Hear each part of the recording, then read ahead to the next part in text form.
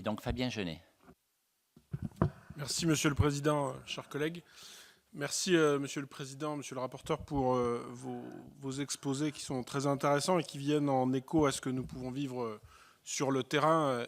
Sénateur de la Saône-et-Loire, département que vous connaissez bien puisqu'il est de votre ressort, j'ai pu effectivement vivre à la fois l'exemple de ma commune dont je suis conseiller municipal, d'Igouin, qui a connu un orage de grêle en 2022 et qui a effectivement connu des très grandes difficultés pour retrouver un assureur. Également à Mâcon, la ville-préfecture qui a connu des émeutes et qui pendant plusieurs mois n'a pas eu d'assureur et qui est dans une situation très, très compliquée.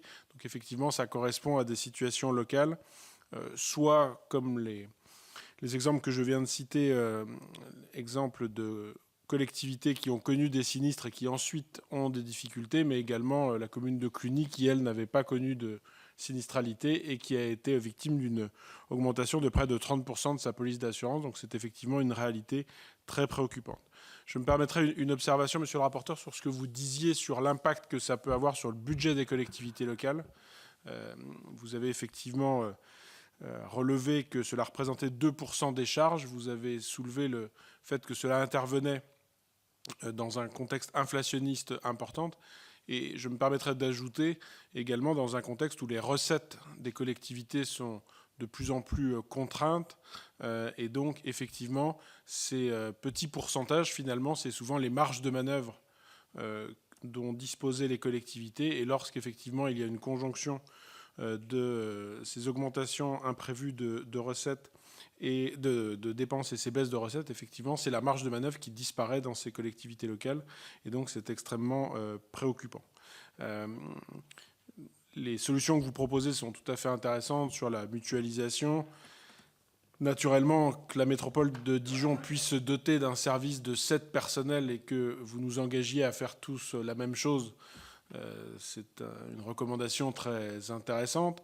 C'est, si vous me permettez le trait d'humour, ce sera un peu dépenser plus pour payer à la fin plus d'assurance. Donc c'est effectivement un conseil que nous allons méditer. J'espère que lorsque vous viendrez nous voir dans nos collectivités locales pour nous expliquer combien il faut faire attention aux grands équilibres des collectivités, on pourra vous rappeler ce conseil de dépenser plus. Au-delà du trait d'humour, effectivement, il faut certainement améliorer l'expertise. Il y a, pour l'avoir vécu dans ma commune également, la possibilité d'avoir recours à des conseillers en assurance qui aident effectivement, qui apportent cette expertise de façon ponctuelle, puisque souvent on en a besoin lors de la renégociation des contrats.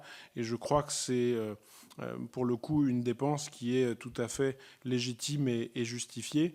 Et enfin, pour ne pas être trop long, je voudrais vous interroger parce que vous ne l'avez pas trop abordé. Est-ce que dans votre mission, vous avez pu relever ce que d'autres commencent à dire, que peut-être il faudrait que nous améliorions le code des marchés publics sur le domaine spécifique des assurances, parce qu'il semblerait que parfois les assureurs disent que le code des marchés est trop rigide et qu'il ne permet pas un dialogue suffisamment souple pour que l'assureur puisse faire valoir des réserves qu'il peut avoir et donc négocier mieux le contrat. Je vous remercie. Merci. Particulière.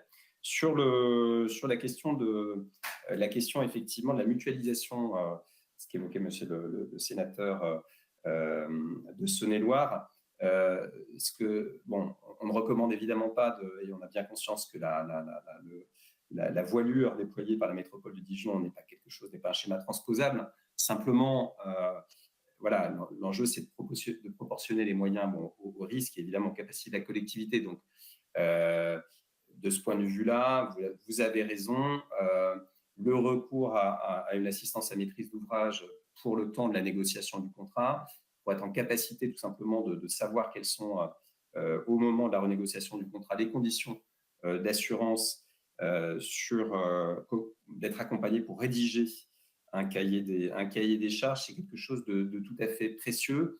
Et finalement, sauf là aussi des collectivités qui, en raison de la nature de leur patrimoine, d'une exposition au risque antérieur, avaient déjà l'habitude de recourir à ce type d'assistance. C'est une suggestion qu'on a pu formuler parce que beaucoup de collectivités de l'échantillon n'avaient jamais eu recours parce qu'elles n'avaient jamais été confrontées tout simplement à une difficulté souscrire, de couvrir leurs risques. J'ajouterais simplement qu'effectivement, ce n'est pas simplement, de notre point de vue, une assistance ponctuelle au moment de la renégociation du contrat, parce que le contrat étant signé, encore faut-il pouvoir le faire vivre. Et donc, de ce point de vue-là, avec des niveaux en l'état actuel, en tout cas du marché, de prestations intellectuelles qui sont relativement peu chères, ça vaut vraiment la peine pour les collectivités de se doter effectivement de recourir à un AMO sur l'ensemble de la durée du marché. Je fais le lien du coup avec la question que vous posiez relative au code de la commande publique et à sa rigidité. Notre point de vue, en revenant aussi sur l'histoire finalement du cadre juridique applicable au contrat d'assurance, et notre approche est plus nuancée sur ce sujet-là.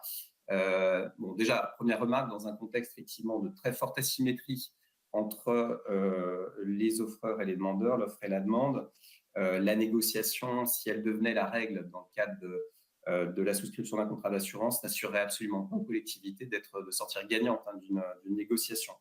Par ailleurs, le fait d'avoir assujetti la souscription des prestations d'assurance au Code des marchés publics a, lorsque c'est intervenu à la fin des années 90, apporté déjà a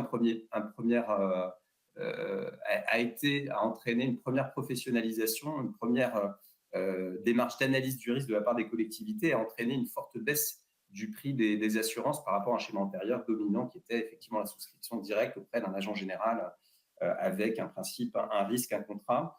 Donc, voilà, il ne faut pas perdre de vue aussi ce qu'apporte ce cadre de la commande publique pour les collectivités. Évidemment, encore faut-il avoir un certain niveau d'offre pour faire vivre un tant soit peu de concurrence. Mais de notre point de vue, l'essentiel, et je pense que c'est d'ailleurs le sens du travail qui est engagé, je crois qu'il doit déboucher en mai-juin prochain sur cette actualisation du guide de la commande publique à l'usage des acheteurs de prestations d'assurance, c'est bien effectivement de conseiller les collectivités sur la manière de bien rédiger un contrat d'assurance, de bien rendre lisible, je reviens sur ce que j'évoquais tout à l'heure, l'ensemble des risques et des mesures de prévention des risques et de réfléchir effectivement sur le niveau de garantie qu'on souhaite avoir, le niveau de franchise qu'on souhaite conserver.